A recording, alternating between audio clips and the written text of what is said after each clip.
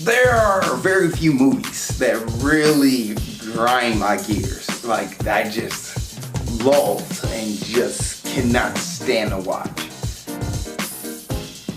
And there's movies that, are really bad movies, and I enjoy them. I will watch them over and over again, laugh at them, fun. They're enjoyable movies to watch, and they're enjoyable movies to watch, but they suck, but you still like watching them. There are movies like that. This movie is not one of those movies. I have not forgotten the day I saw this movie in person in theaters. In 2010. I remember when it first came out, I was so excited to watch this movie. And I remember sitting there with one of my friends from high school, and I remember looking at him during the middle of the movie, and we both had the same thought on our face at the same time. We should have went and saw Toy Story 3. Then another time I watched this movie, a year later, at one of my best friends, in fact Tyreek, he had a bad movie night at his place, and we watched this movie. And I remember everybody was like kind of getting bored with it towards the end of it because it's just so bad. And I don't understand how you go wrong with a movie when you have the source material right there. And not only that, this movie is made by Nickelodeon too, and Paramount. You have the source material. How do you go wrong? And you have a solid director like M. Night Shyamalan do this movie. How do you go wrong?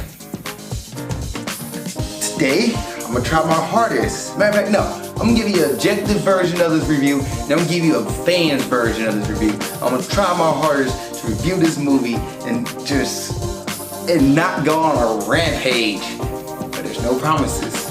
On this episode of Movie Breakdowns, we're reviewing The Last Airbender.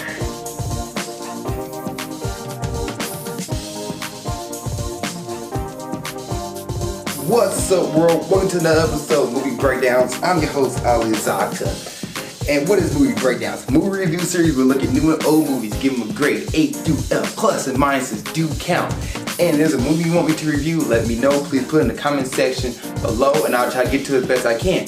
On top of that, I have a Patreon. On this Patreon, you get first come, first serve when you jump in line in front of everybody else to do a movie review. You get extra content such as movie release date early, you get trailer reactions and trailer reviews, and many more. And first thoughts on movies. Now, let's go ahead and get to today's review of 2010's The Last Airbender. Okay, so let me throw some facts out here real quick. This movie had a budget of $150 million. It made $319 million. I have my laptop right here because I don't want to mess anything up, because I will do something with somebody's name, and there's a lot of notes I have in here, so I really want to go over this. But yeah, this movie had a $150 million budget, and M. Night Shyamalan, and I hope I'm saying his name right, directed it, produced it, and wrote this movie. This movie came out in 2010. The series ended, I believe, 2011 with the series finale. Let me double check that actually. I should have that up. Double check that right now. I am sorry. The final episode actually dated July 19, 2008. So, yeah, 2 years. The movie came out, the series came out in 2005. And you had to 2008, so they had 3 years of runtime, and you had 2 years to research this movie, research this source material and everything before releasing the movie on the big screen. And you had Nickelodeon, who also aired Avatar: The Last Airbender. So there's pretty much no excuse on how M. Night Shyamalan decided to mess this up. But he did. M. Night messed this up. And I'll try to review this movie, like I said in the opener, objectively. So like, not as a fan of the show. I'm a diehard fan. Avatar: The Last Airbender is one of my favorite cartoons of all time. You can't call it anime, it's called cartoons. Well, actually, it probably is my favorite cartoon of all time, right in front of SpongeBob SquarePants. But don't let me saying that discount my view or discount this review because I decided to look at it as objectively as a film. I try to look at it, erase everything I knew about the fandom, everything I knew about the show, and just like, I'm gonna watch this simply as a moviegoer and nothing else, which I did. I just threw everything away. It's kind of like how I put my thoughts away for Iron Man 3 and how I watch Marvel movies now. I don't try to hold on to the comic books when I watch those movies. I just try to watch it as a moviegoer. So I try to sit down and watch this movie as a moviegoer. And let me talk about this. The things I liked. The music. The music in this movie is good. It's pretty good. It fits, it flows, the music doesn't seem out of place. It's the right tone and everything for certain scenes. And then the CGI. It's decent. There's certain scenes where the CGI is great. Like especially when doing bending, it looks really good for 2010. It doesn't look bad at all. The bending and the CGI looks great. I like that. But then you get into the backdrop, and you look at the backdrop of things, and the CGI looks horrible. The beginning scene where Zakka and Katara are walking together, going towards the iceberg that Aang is trapped inside. You see the background, and it looks completely green screen. Appa and Momo look like crap. Matter of fact, there's certain parts of the movie where they don't even show Momo anymore or show his face because I guess they don't have budget or where the case may be, or the CGI just didn't look good. They're like, we're not going to focus on Momo's face. We're just going to show him move around. See, and he moves so quick, so you never had a chance to really pin in on Momo. And when they show Appa, finally show Appa, you're like, ooh. So besides the bending was good for CGI. And certain scenes, but then there's other certain scenes where the CGI was bad. So I'd say CGI in this movie was decent all around. I was okay with that. And then the music. But now this is what I wasn't okay with. The script, the pacing, the pacing and script, the acting, the delivery from the actors and actresses, just so bad. And the writing is really bad too. For example, there is a scene where Katara, because this movie has a lot of exposition and a lot of over talking, which is not really good either. A lot of over talking and explaining what's going to happen next, or explaining what the characters are doing, versus letting the characters do what they gotta do. The movie decides to tell it to you, and they tell it to you at the beginning of the movie, the middle of the movie, the ending of the movie. At every single scene where there was a transition, they will tell you what's about to happen, and you're like, oh, why you gotta tell me this? Why are you giving me so much exposition, background, all this stuff? They're doing it. And it's like M. Night, almost like he wanted you to watch the series, because he figured, oh, people who watch this movie are gonna watch the series, so they know what's gonna happen next. But if you never watched Avatar: Last Airbender and decided to watch this movie, you were like, what's going on? What's happening? So one of the scenes, exposition here, they're going to the air temple. I believe Aang was in the southern air temple in the TV show, so I believe that's the air temple they go to in the movie. And when they go to Aang's home, and Katara is narrating the movie, and she's saying, she said Ong, she says his name twice, Ong, but she goes, Ong, god dang it, I don't want her to say it like she said it, but she goes, Aang is an airbender who was trapped in the iceberg, and Aang uses ice powers to, uses airbending to trap like an air bubble, so him and Appa can, survive while underwater. And then the next scene, she asked Aang what was his name. After she said his name twice, she asked, what is your name? And he goes, my name is Aang. Wait a minute, that doesn't fit at all. Why would you have, you could have said we followed the airbender to his place versus saying his name twice and then ask his name right afterwards. Or another one is Zuko is fighting Aang and Katara freezes him towards the end of the movie. And Aang kind of unfreezes the water so he can breathe, but leaves him trapped, like his upper body is open to the air, but his lower body is all frozen. And as Aang is leaving, he goes, we could have been friends, That did not match at all. He told Zuko we could have been friends as he's leaving to fight a battle, but he just got through fighting Zuko. That didn't make sense whatsoever. That line is a line in the TV show. So you're a fan of the show, you'll know, oh, that's a line he said it to Zuko in the TV show. But he says to Zuko after a moment where it's like a moment of peacefulness, and Zuko and Aang are together, and Aang says to Zuko before Zuko tried to capture him. In the movie, he just says it to him out of nowhere as he's leaving the battle room. It's like, oh, we could have been friends, you know. And Zuko didn't say anything. He didn't know what was going on. He's like, wait, what? It did not make sense whatsoever.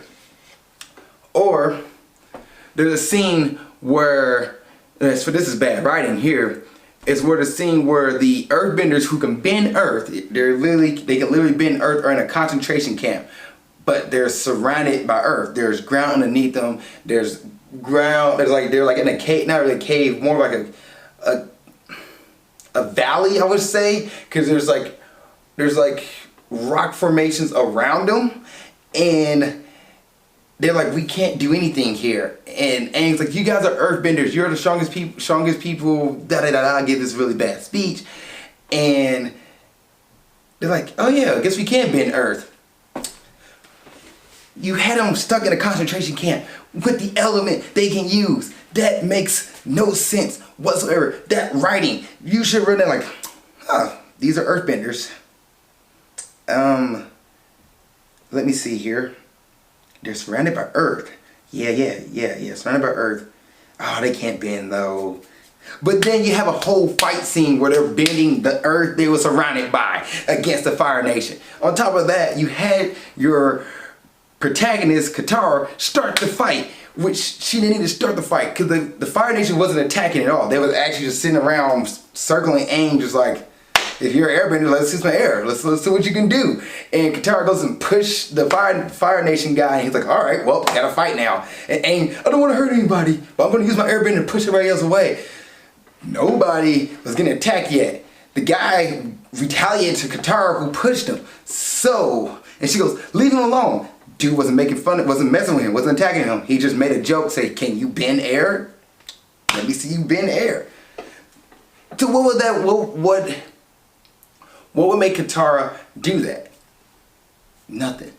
And on top of that, you showed her at one point being a level-headed person, and then you have her be a hot-headed person at the same time. It doesn't match. It makes no sense. So that was a really bad writing there. Oh, the other one I want to talk about when it comes to bad writing was Aang says his friend Monkey Yasu, who's like a father to him, was living here, so let's go find Monkey Yasu. Katara literally later, I'll keep saying later now, not later, literally in a few seconds, in another scene asks, wait, your friends are monks? He just said that. Why are you asking him what he just said? Writing. When he said Monkey Yasu, that's when she should say your friends are monks. Just, God dang, writing. It's not that hard. M. Night, you know better. You know better. In the cinematography, I also want to talk about, because in one of my favorite scenes of this movie, I have a favorite scene, yes. The Earth concentration camp scene, which also is a really bad scene. They decided to go one shot in this fight. So like, Aang blows away this guy, and then this kid earth bends a rocket at a Fire Nation guy, which, by the way, the martial art moves are so over the top in this movie to do that bending. So I'm trying to be objective with this, but it's so cartoony in the way how they move. So this Fire Nation guy bends the fire, goes like that, doing all this extra stuff just to throw fire.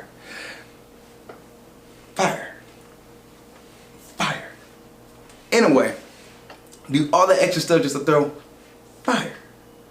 And it really just like over top seems like, okay, what are you doing this for? And it's too much. It's too much. All you had to do is just go, okay, you want to throw a rock at me, kid? Here we go. Fire. Fire. But no, he does a And then the fire shoots out, and then the father earth bends the ground and protects his son. And then they show the panel around. So now Zakka and Katara are fighting the bad guys, and then they show the Fire Nation decided to team up, the two guys, and team up, and they try to do a bigger fireball, a bigger fire flamethrower to the dad and the son, and this bigger rock wall comes up to protect them.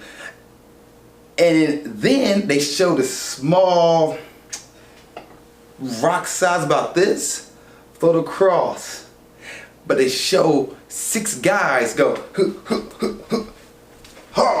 earthbenders, and it looked like they moved this one rock across the panel. And the reason why is because the way the cinematography was, the camera and cinematography was shown, it showed these guys do, because they're the ones who did the rock, the giant earth wall. But the problem was the earth wall happened so many seconds before they showed up that it looked like the small rock that they was doing their doing their moves to. Like they moved that versus the guy who was actually further behind them moving the smaller rock. No, you could have showed. God dang it. God dang it. You could have showed the guys on another part or another section, maybe on another side of the dude with the smaller rock. That way it did not look like they was moving the smaller rock. I'll never forget it because I saw this in theaters. I said, what, they just moved that small rock? And then I saw it again at the bad movie night, and me and my other friends, we said the same thing. I listened to them say it first. It was like, they just moved, 6 guys moved one small rock. In reality, it was the one guy in the back, but we had to break this down. Pause it, we break this down. It's terrible. That's terrible. M. Night, that's terrible. And then I haven't got on to the camera angles yet. So the camera angles in this movie, there's certain scenes where they show the camera like on somebody's face, and then they show the camera on like their face like really close, and then go back to full body, or go to the full body and then back up on their face again. There's literally one scene where Zakka and Katara are talking to Aang, and the camera just kept getting closer and closer to their face. But all they was talking about was just, this is the war, we should go stop the other villages on our way, because Aang doesn't know all the elements. And the movie decided to like zoom on their face like that was a big deal. And the characters don't act like it is. They're just like, okay, we need to go. They had a normal conversation. We need to go to the Earth King and the Northern Water Tribe to learn some airbend or learn some water bending. And yeah, on our way, let's decide to free some more people from the Fire Nation. Okay, sure. And then the kids, after that, then like these kids show up to celebrate behind Aang. And then it cuts to another scene where Zuko shows up out of nowhere. I didn't talk about Zuko and Iroh yet, because that's a whole nother thing there. But I guess since I brought them up, might as well talk about them. So Zuko and Iroh in this movie too, just like the TV show. And Zuko is not really threatening in this movie. Matter of fact, he is kind of more laissez-faire about trying to find the Avatar. He finds at the beginning of the movie where he goes, first, find me your elderly. But the movie never explains why he's looking for the elderly. In the TV show, it does explain why he's looking for the elderly. But in the movie, it doesn't say that at all. It just, show me your elderly, and then one of his members of his crew finds Aang and brings Aang out, and Aang's like, alright, I'll go with you guys. And Aang goes with the Fire Nation. Fire Nation does a test on him to figure out, oh, he's the Avatar. And Zuko just starts like, you are now my prisoner. Zuko and the Fire and his crew never attacked anybody. They didn't really harm anybody. They just went into the went to the Southern Water Tribe, found Aang, and took out. They did have one guy who bended fire, like a warning to everybody, like, don't you dare. And that was it. But they didn't attack anybody. They just like, okay, got Aang, we're leaving peacefully. And then on top of that, Zuko goes, you're my prisoner. Aang flips out, leaves, and does some airbending and escapes. And Zuko goes, don't you leave, you got nowhere else to run.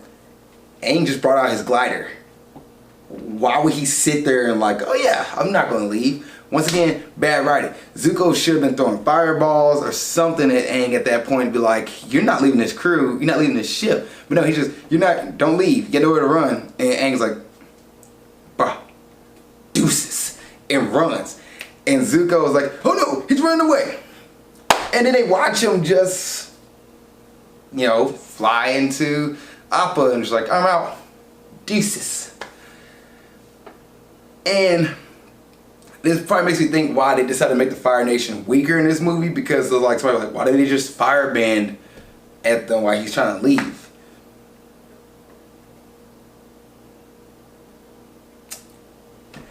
But Zuko does go through the whole storyline where he's trying to redeem his honor, which he doesn't talk about enough in this movie. He literally has a kid come up and talk to him about what happened to him in his Agni Kai battle with his father and how he didn't want to fight his father. The kid just says, yeah, his dad burned him for, yeah, being in trouble. He got in trouble by his dad, and his dad burned him. But Zuko was explaining everything to the kid as well. He's like, do you know who Prince Zuko is? And do you also know, you know, what happened to him? And Zuko was filling stuff into the boy, and the boy is like, wants to say, what? Are you the prince? You're Zuko, aren't you? Because you know things that other people didn't know. Just the fact that you got burned. So he's filling in stuff, and pretty much like, that's why I can't go back. I got to, he didn't say get the Avatar to redeem his honor. He just said, that's why I can't go back home, because I got burned by my father. The reason why you can't go back home, your dad told you to find the Avatar, and you decided to go on this adventure looking for the Avatar with your uncle who cares for you. And that is why. But no, M. Night didn't put that in there. M. Night just literally said, yeah, he can't go back because his father burnt him. Okay? And what does the Avatar have to do with that? Nothing. Nothing. Zuko only mentioned one time why he's after the Avatar, and then the rest of the movie, he just literally doesn't really go after him, doesn't really cause much damage, doesn't really, like, he just there. Until the blue spirit pops in. And then when the blue spirit pops in, the movie tone shifts. It goes from like this kind of adventurous kind of movie to like a dark, creepy movie. So the blue spirit is Zuko's alter ego, or his secret identity, where he pretty much betrays the Fire Nation, infiltrates Zhao's, who's another character I'm gonna talk to, Zhao's base to free Aang, because he wants to take Aang back to the Fire Nation. He doesn't want Zhao to do it. Now he breaks in as this guy's the blue spirit, which he's wearing like a Oni mask, and he's and attacking people. The movie trying to make this seem like a really scary thing, so he putting the scary music stuff, the scary tone, the doom doom, but this jump scare stuff like that. You play all that stuff going on while Zuko's doing this, and they have a fight scene, which also once again comes with a bad script. Aang is in a training, I guess, training stage where he practices it, because in this movie, the Northern Air Temple is where the Fire Lord decided to put their base at. So Aang is in the practice ground area, and he literally states as the fight goes on, "This is the practice room. We used to practice here all the time." And he does a bunch of air twirls and everything, and kind of close these doors and bring one person in, and then shoot them out, one person and shoot them out. Then he escapes. While Zuko decided to fight like all the Fire Nation, or all the soldiers of Zhao's camp. So Aang goes back in, help him out. They escape.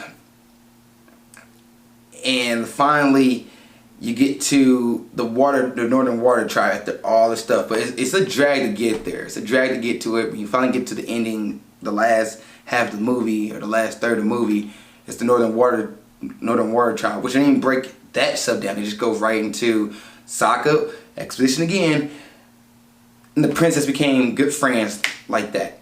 Not how they met, they just looked at each other, friends like that. And like, okay. And then more exposition. Now let me get to the two antagonists in this movie. I guess I get to one antagonist, we get to the other antagonist, and that is Zhao. General Zhao. He's pretty much a bad guy. He's your simple bad guy. You don't like him because he does dirty tactics to get what he wants, and he wants to win at all costs. He doesn't care who he puts down or who he injures to get his job done. And him and Zuko are in a race to capture Aang, so their antagonists are he's Zuko's antagonist. Aang doesn't really meet him. Matter of fact, Aang doesn't meet Zhao at all. General Zhao doesn't meet Aang at all in this movie. Wow. Yeah, he doesn't. Wow. No, take that back. He does. He gets captured by the blue spirit part. So sorry about that, guys. He does. I almost forgot about that. I was like, wait a minute. Anyway, Zhao has a plan to kill the moon spirit so that way the Fire Nation take over the Northern Water Tribe. So Aang and Katara go to the Northern Water Tribe. They immediately start training with Pakku, and Zakka and Yue decide to go over this talk and about Yue's past and everything and how she got white hair.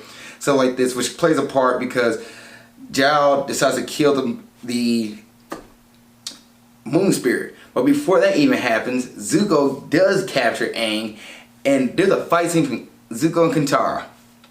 And I swear to gosh, it is the most ignorant thing I've ever seen. The Fire Nation in this movie can't bend fire from their will. They have to, or out of anger, or out of, they can't manifest fire themselves. They need a source of fire. So Zuko has a torch, throws it to the ground, causes a little fire pit around him. Katara has a pond around her, and she's bending water out of this pond. Zuko needs the fire to attack her. Katara does not attack the fire. She attacks Zuko. If she just put the fire out, Zuko has in the bend, and Zuko can't beat her. Well, actually, he could have, but he in this movie at this point he can't beat her. Why? Why didn't?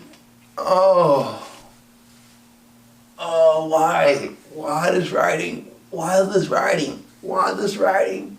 Why? Why? Just, gosh.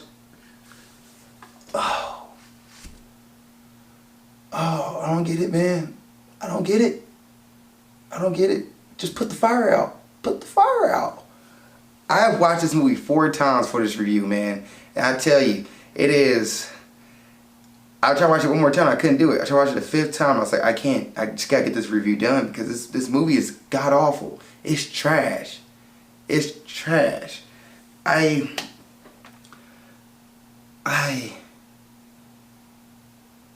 Okay, so... back to Zhao killing the moon spirit, which apparently everybody gets affected by. Yue, Aang, the water tribe gets affected by it. Iroh sees this, and Iroh has this look on his face. Cause Zhao stabs the moon spirit, throws it back into the water. Iroh has a look on his face, and the camera zooms in on his eye, and then he goes, "Argh!" and shoots fire out of his hands. And this Fire Nation soldier goes, he can bend fire out of his, he's bending fire with no element, with no fire. He's just shooting fire out of his hands and runs. Like that's how he says it goes. He's just shooting fire out of his hands. And then everybody runs. Zhao also runs. He leaves too. And you are just like, alright, I give my spirit back to the moon spirit. Okay, whatever. That's in the show. She gave her spirit back to Moon Spirit. Moon Spirit come back to life. And then we finally get Zhao versus Zuko. We've been looking forward to this because in the whole movie, this has been the antagonist to Zuko, and they've been butting heads. This is the moment we get it. You know what we get? Iroh blocks Zhao's fire attack, and then they say, "You're alone, Zhao," and they leave. Which caused 4 no-name water tribe people to come up out of nowhere, do this giant water bubble around Zhao, suffocate him, or drown him in midair, because they bring them up, and then drop them and leave. Your main antagonist to this movie is literally killed by 4 no-name people. Where's the payoff? Where's the payoff? Like, as a writer, if you're doing this, writing this by yourself, and you have a character who's getting, let's say we're watching The Avengers. Thanos shows up. And Thanos does all this crap to the Avengers. Attacks everybody, attacks Vision, attacks Thor. He gets his gauntlet. And you see how Thor in the movie gets the last shot at Thanos and he leaves because he missed. He didn't aim for the head. Imagine some Wakandans. What did you say? Wakandans? Let's go Jane Foster. I like that one better. Let's go with Jane Foster. Who else can I throw in there? Aunt May. Let me see. Who else is in this? Thunderbolt. And Happy Hogan. Let's go with those 4 characters. They come out of nowhere with a battle axe and chops Thanos' head off. How mad would you be? How mad would you be? Now I get it, Jane Foster is, the female Thor, but she's not at this point. She's basic Jane. Basic Jane. How mad would you be? You'd be furious. You'd be irked. That's what this movie did. It's like, we're not gonna have Aang fight him. We're not gonna have Zuko fight him. We're just gonna have some 4 no-names kill him and have him walk away.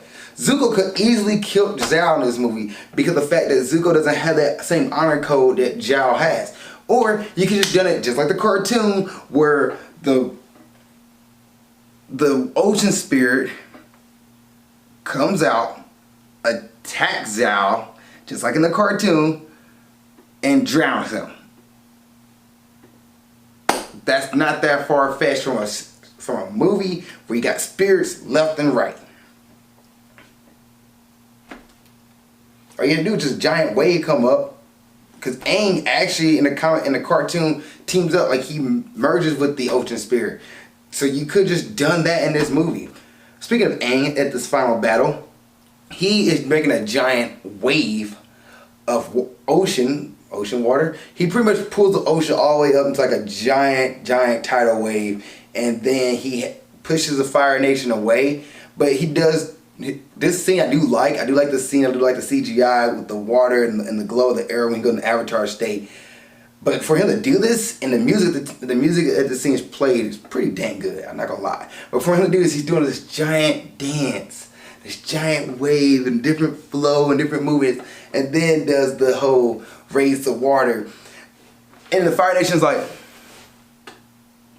yo bro, I'm out. I'm good. Deuces. And then at the end of the movie, everybody stops fighting. Even the Fire Nation members who was attacking the Water Nation, who are still in the Water Tribe, they just like, yeah, we're good. There's a giant wave outside. We don't want to fight anymore. What? And then Eric bows to Aang. What? And makes it worse. They thought they were going to get a sequel. God dang it. Oh. This is going to be a long review. Probably going to hit the hour mark. So, I did my best to do it objectively. Talk about the cinematography, the camera angles, the writing, the script. Because the script is horrible. There's certain times where the actors and actresses say stuff and they pause or say something out of order or say something out of place. There are certain scenes where the actors and actresses themselves don't get directed well enough, and they don't know how to act. They don't really know what emotions to portray at certain scenes. There's a scene where Zakka just goes straight from making this goofy grin face to like or a scene where he would be like making a joke, but he's really whiny. He's like, Katara. Now, there are some few little jokes in here. Like, I do like the part with the kids bending a rock at this Fire Nation guy. And he goes, he threw a rock at me. It really hurt. Like, really, bro? Really? I laugh at that because how ridiculous it is. Or when Aang goes in the Avatar state, he floats there. There's no, like, aggression from Aang or his movement, and Katara just stands there. She doesn't really try to stop it or anything, go up and grab him, nothing, just stands there. And it's really, they really didn't get directed well. And yeah, it's M. Night, what are you doing, man? Okay, before I go over my notes, I'm just pointing out some things as a fan of the series that fans would get mad at. The pronunciation, I can't say pronunciation now, pronunciation of names. In the movie, they say Ong instead of Aang. The whole TV show says Aang. Once again, mind you, the show been out since 2005 before this movie came out. So 5 years before the movie came out, the show had it right. Aang, Aang, Aang. Sokka instead of Sokka, it is Zakka. Katara, they say it right. At certain points, instead of saying Avatar, they say Avatar. Like Avatar? Like avocado? It's Avatar. And then Iroh, they say Iroh. They got Zuko right. They got Zhao right. Ozai right. But those names, and they repeat it over and over again. And it's really bad. I did a drinking game to it because I drink alcohol. I drink from time to time. And my friend and I, okay, we did do Skype and Zoom. We had bottles, like just, you know, pineapple L or a pear, ace pear. Went to a bottle and a half, pretty much. And you're like, no movie drinks every time they say a name, they mispronounce a name. And yeah, no, that's horrible.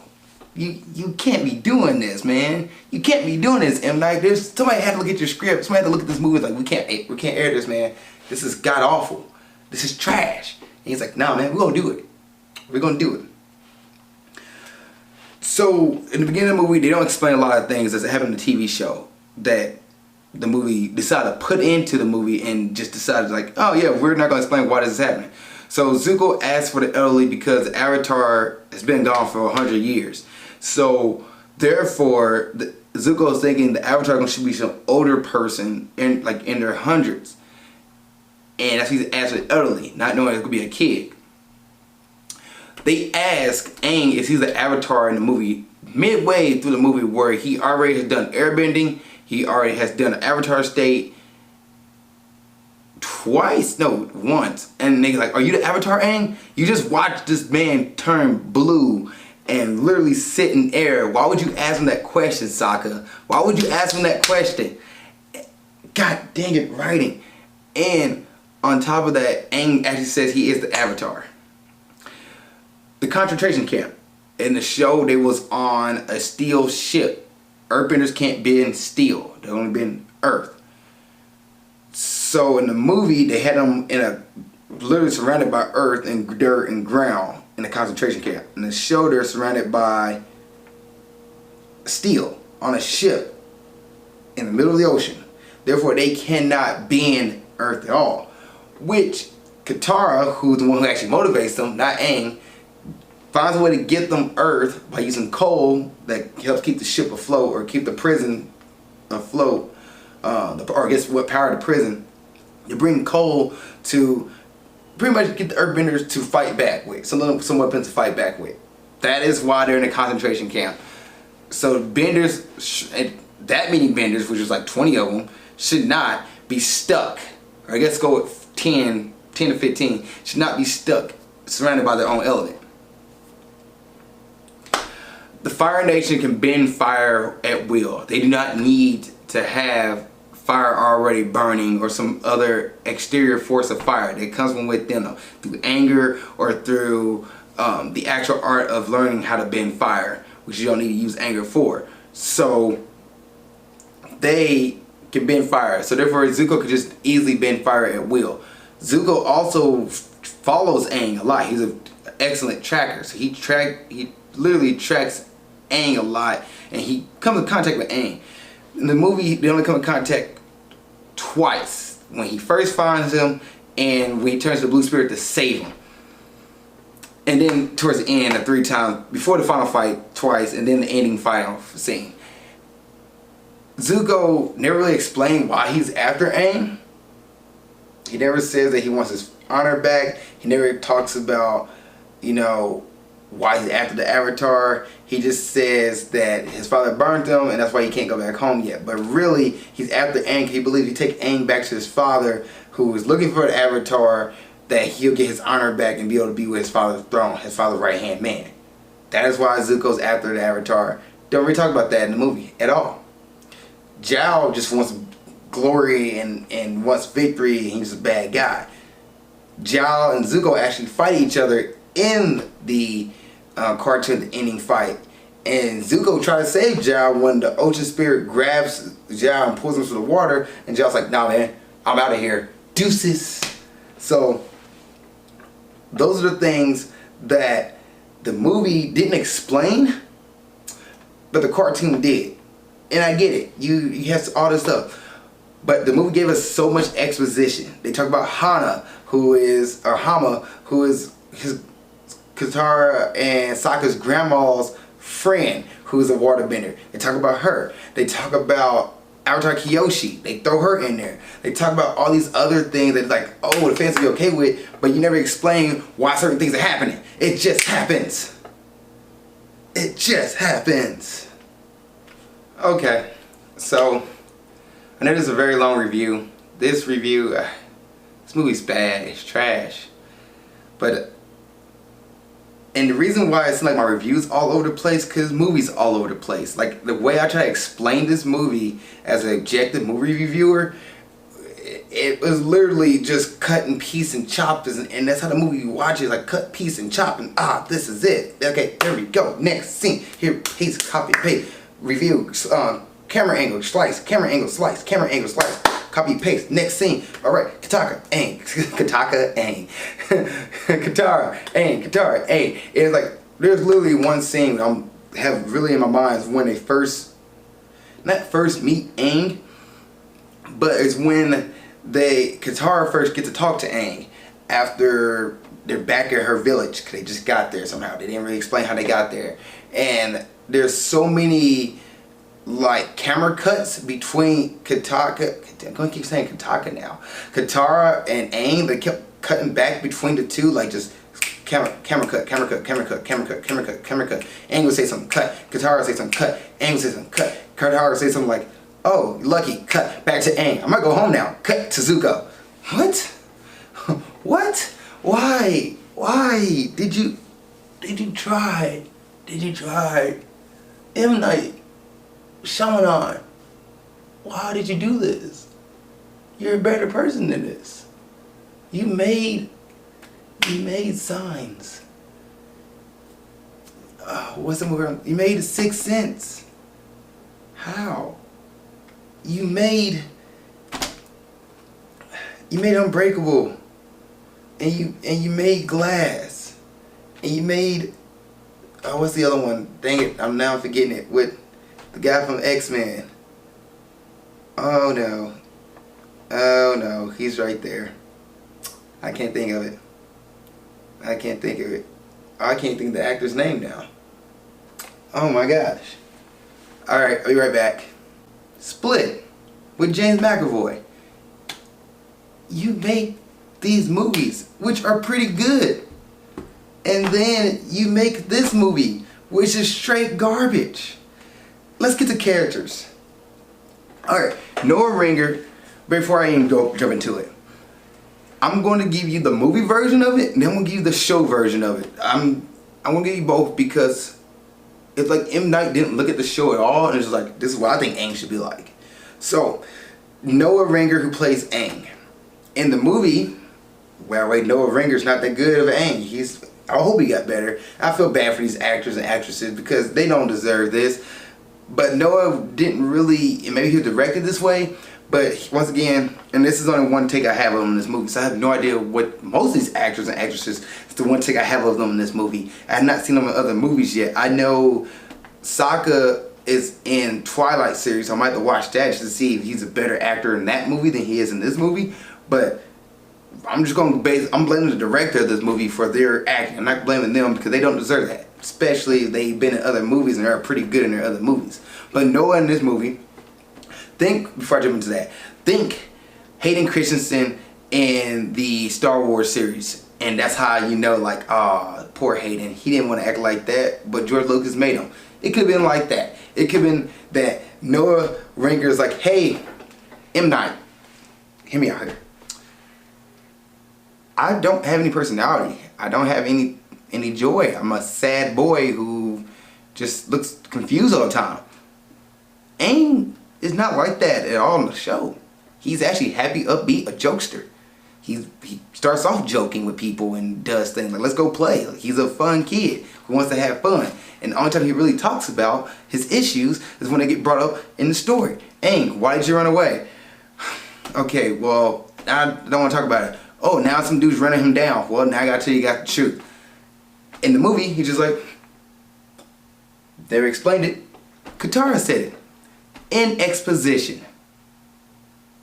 So, the character, Noah did a horrible job. His line delivery was bad. His acting was bad. And probably because M. Night directed him that way. He did a bad job. I'm sorry.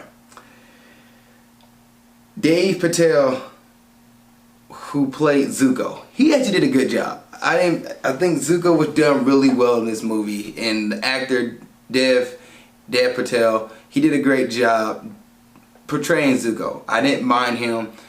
He gave some emotion to it. His line delivery was better than everybody else's. He did a good job. You know, matter of fact, he had that angst just like Zuko in the cartoon, so they got him right. Nicola Peltz, who played Katara, her mic skills could have been better. Her line delivery was not good, and once again, I blame M. Night for that. Like, there's scenes where she didn't act as all, and matter of fact, the last part of the movie, the last third, she didn't really have that much lines in the movie. She didn't really do much of talking or anything. But her expressions and certain things she would react to things just looked really off. And then, leave him alone. Push. Yeah, it was bad. She did a bad job. And on top of that, you didn't know whether or not she could have been the level-headed character or the more like brash character. In the cartoon, Katara is a motherly character, but she gets emotional about things, but when she does, because she has a good reason to, and she wants to protect her friends and family. That's why she does things. That's why she gets emotional. Or when somebody says something to put her down, she's like, I'm not getting pushed down, I'm standing up to it. Matter of fact, she's the one that reveals Aang in the cartoon. In this movie, Sokka is the one that reveals Aang, and then Katara is the one who goes open up the iceberg, versus being Katara, who's the only one that opens the iceberg, because she flips off on Zakka, who in the cartoons is a sexist, misogynistic person to begin the series, and then over time he really changed his ways, especially within season 1. He changed his mindset on that, like anybody could be a warrior. But in the cartoon, in this movie, which let's go and jump into him, Jackson Rathbone, who plays Zakka, he sucked as well.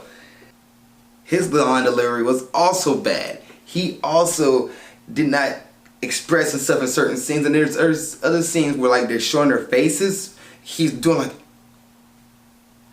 like what are you doing with your face, bro?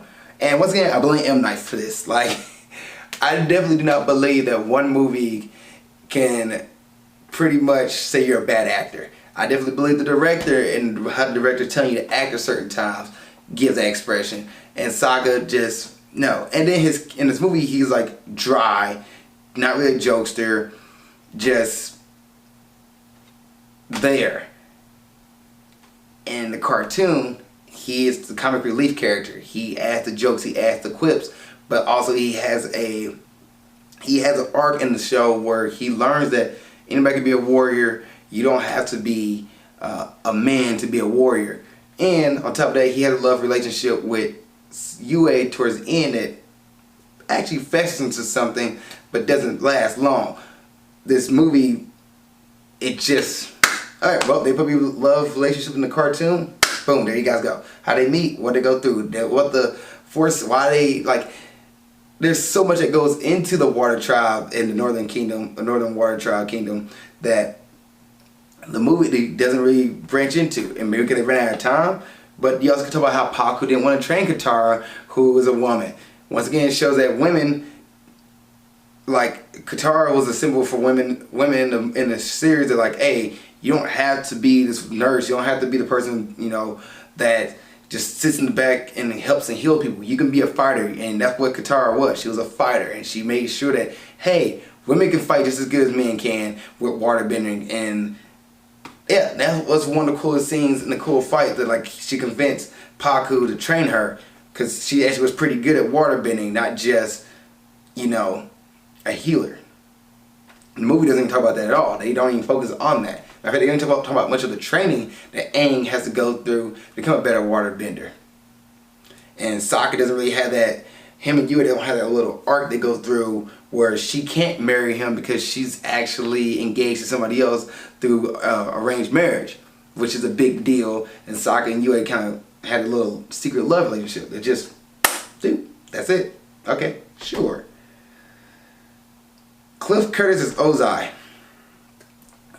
Ozai's okay, and the reason why I have him here, because in the cartoon, he doesn't get shown at all. As a matter of fact, you barely see Ozai. You only see his outline of his face, the back of his head, or his upper body. You don't really see his fully features yet. And this movie decided to put him in there. And as a, you know, somebody who never watched the series who watching this is like, okay, he's there, and sure, he's a fire lord. Okay, handing out stuff.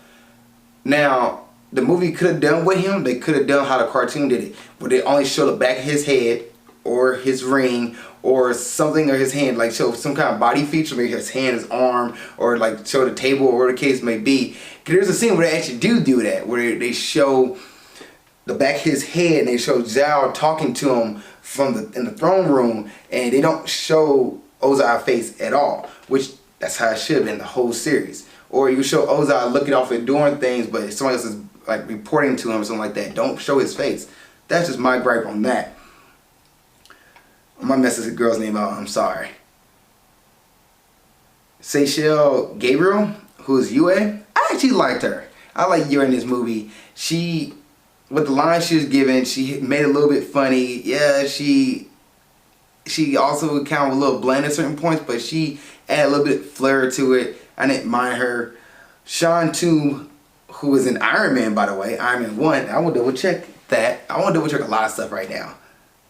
Yeah, he's the doctor in Iron Man 1 that helps Iron Man get out the cave. He's in this movie. And actually, I liked him as Iroh. I thought he did a good job as Iroh. He was the compassionate uncle who was trying to help out Zuko, and at the same time, you know, be the voice of reason for the Fire Nation. So like, hey, we're all not bad. Which I please like in the comic, in the cartoon. So he did good. His character was great. In the cartoon though, he's a little more of a slouch, a little more of a cool, laid back kind of guy. And jokester, he's also comic relief to Zuko's seriousness. In this movie, he wasn't really much comic relief, and he wasn't really as lighthearted, but he also was a little lighter than Zuko, so it worked. It worked. That's the dynamic.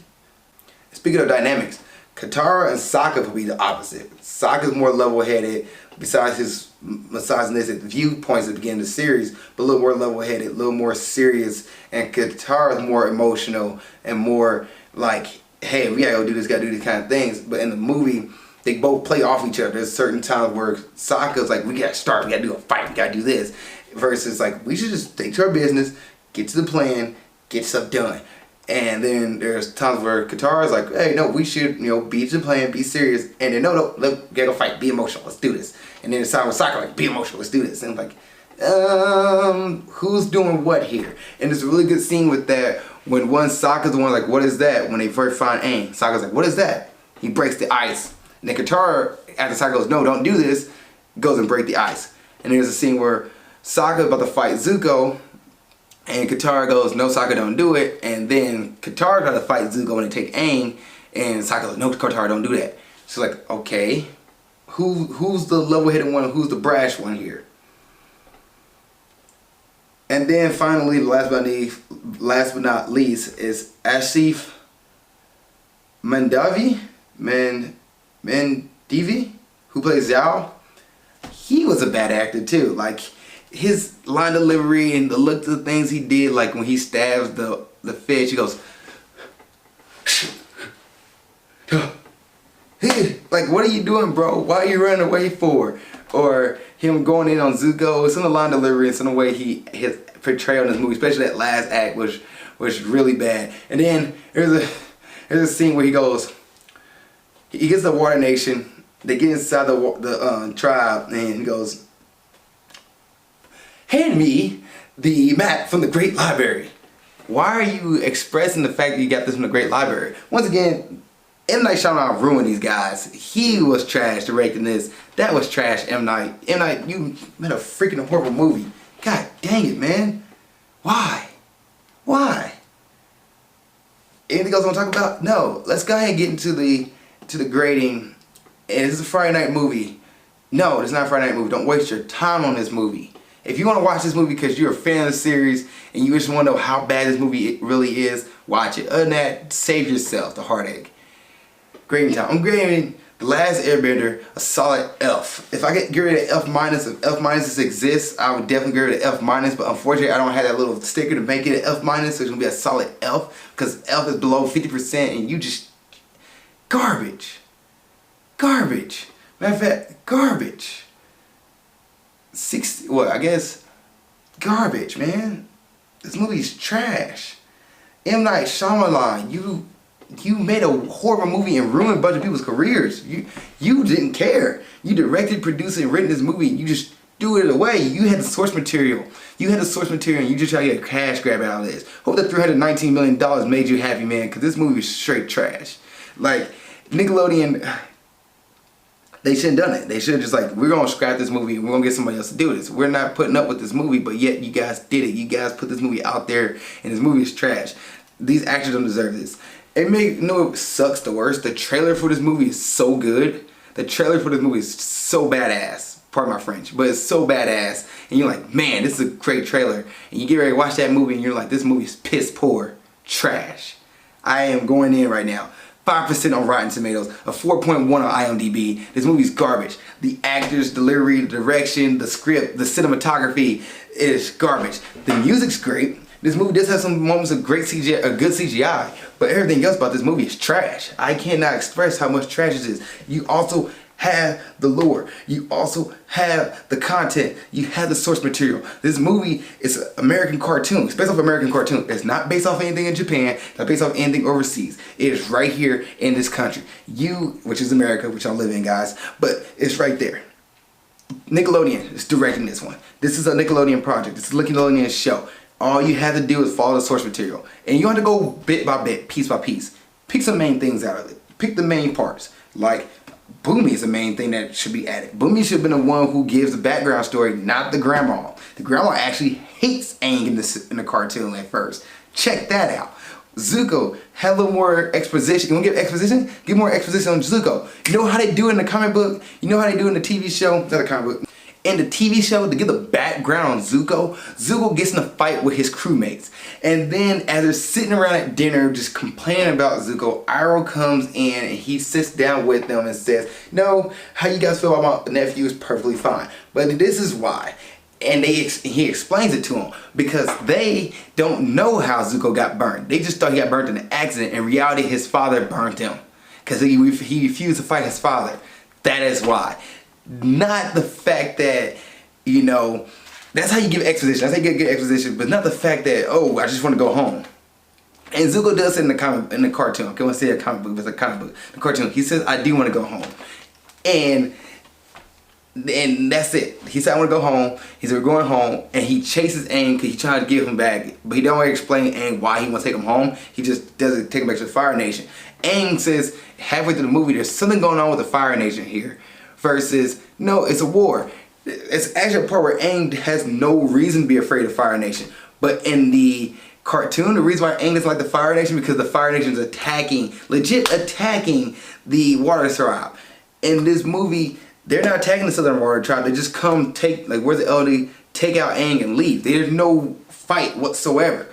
But in the cartoon, Zakka fights the Water Nation. Zakka fights the Fire Nation. He fights Zuko, gets manhandled by Zuko, but fights Zuko, and that's why Aang shows up. That's why Aang leaves, because he didn't want to get the people hurt, because he saw how the fire could attack the kids. Right there. And that shows that Aang's like, these people are bad people. They're attacking kids. They don't care who gets in the way of the problem. In this movie, that's not the case at all. So Aang just like, yeah, there's something faced with the Fire Nation. No freaking crap. Nothing was explained why.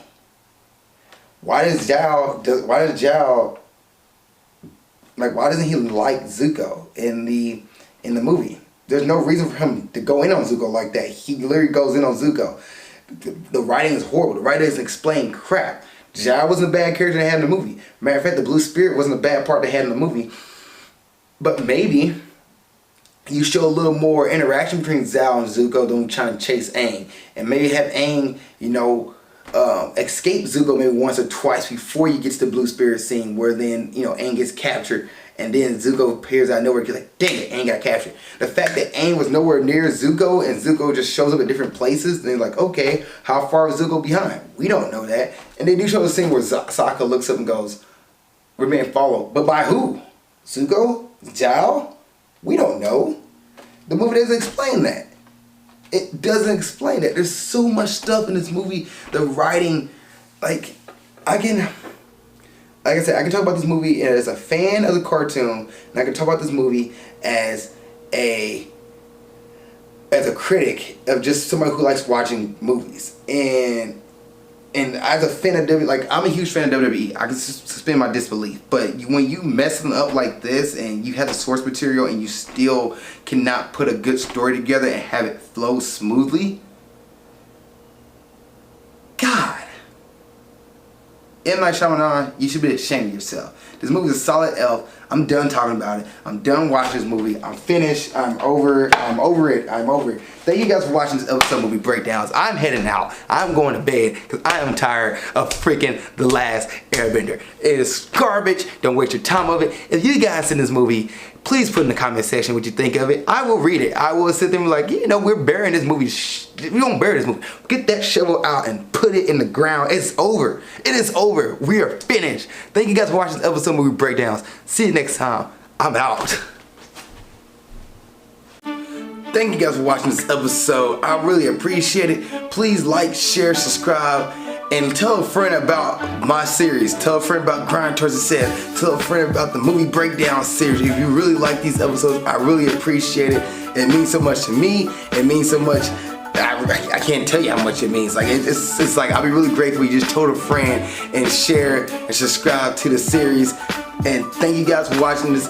Also, if you want to follow my journey outside of YouTube or Facebook, you can go to my Instagram page and you can follow me on my Instagram page at Ali_Zakka. It's right here. Put it right here in my face. That way you're like, where's his face at? Well, it's right behind the Instagram logo. Yeah, but you can follow me on my Instagram page. And also, if you want another episode of Grind Towards Success or Movie Breakdowns, you can watch the episode of Grind Towards Success right here. You can watch the last episode of Movie Breakdowns right there. Thank you guys for watching. I really appreciate it. See you guys next time. Keep being awesome.